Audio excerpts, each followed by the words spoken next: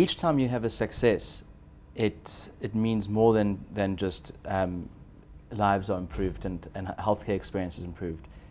Each time you have a success, someone becomes a teacher, a learner becomes a teacher, and the lean principles can start speeding up throughout. And that, of course, is the core. Toyota likes to say the purpose of the model line is to develop the people. So, of course, from the manager point of view or the major stakeholder point of view, it's I want better service. But you want to achieve better service through developing people who get it and can see waste and opportunity in other areas and go on and on and on to improve. And it's important that these successes are sustained, because if government is going to use lean and you're on the Treasury as an advisor, it really needs to. It'll take a while, but it's going to really go into different departments. How is your vision for the future? Is it still optimist, or are you quite cautious about the success of it? I'm ridiculously optimistic. I'm just delighted with the cohort of 22 people.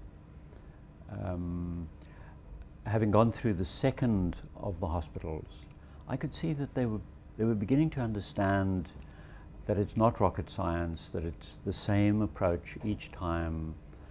Go see, work respectfully with the people, really understand how they currently work, understand where the delays and difficulties are being experienced, propose countermeasures, try it. I've told you about the failure, but at the other extreme, in the second hospital, what I thought was going to be the most difficult project was in the folders area. Now, the folders are, this is not an inspiring part of the hospital to work in, any hospital. Just these brown folders with patient information, and some of them are years old and they're dog-eared, and there's nothing romantic about it. But it's an essential part of patient care. It's the record of their x-rays, of their blood tests, of how they've responded to different treatments. Absolutely essential. In this particular hospital, there's a big underground storage area, rack after rack after rack, artificial lighting only.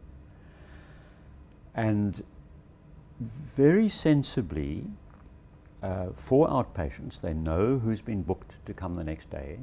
So the night shift, now this is even more fun. There's no light outside, there's no natural light inside. You're working underground.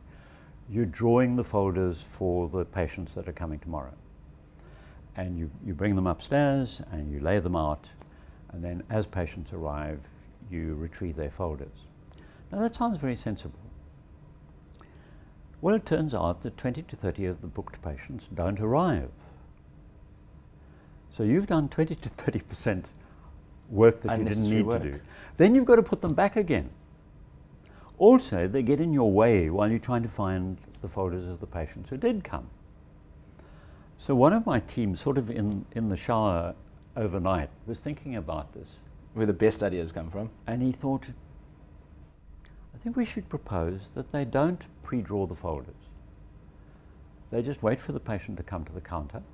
Now, because it's underground, they can't go and fetch one at a time, but they were fetching a minimum of 10 at a time. And he said, that causes delay, so let's make it 5 at a time.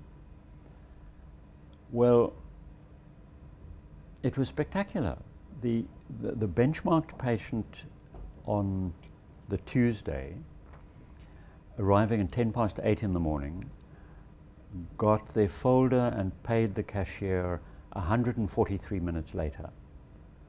So that's 2 hours and 23 minutes in which, from the patient's point of view, there's no service being rendered. I'm just getting my folder and paying. Now I go to the clinic. The 8:10 patient on the Thursday was 37 minutes. 106 minutes faster. The patients were smiling, the staff loved it, which when they see the reward in being fast, they get motivated. I'm still Not sure what aspect they're delighted about, but they're delighted. The manager of the section's delighted. He was part of the team. So what was the delay? Was it because there were so many folders and they were going through them on their desk? Is that where the delay came in? Yeah, there was clutter. I mean, that's often a problem with a filing system. I must say that hospital ran probably the best filing system I've seen. Yeah. The files were in the right sequence. They were organized. But just a tweak to the way they retrieved them. There was double handling. You went to fetch it and then you put it aside and then you had to search for it again. And you were searching in large batches. Now, when you do things in large batches, you know, if you walk up to a counter and the person in front of you's collecting the ID books for, let's say, 10 people, and you're collecting the one, well, you're going to wait. Although there's only one person in the queue, they're working with a batch. And we actually say to everybody, where you see batching, see opportunity. Okay. Well, thank you very much for sharing your insights into it. Okay, my pleasure.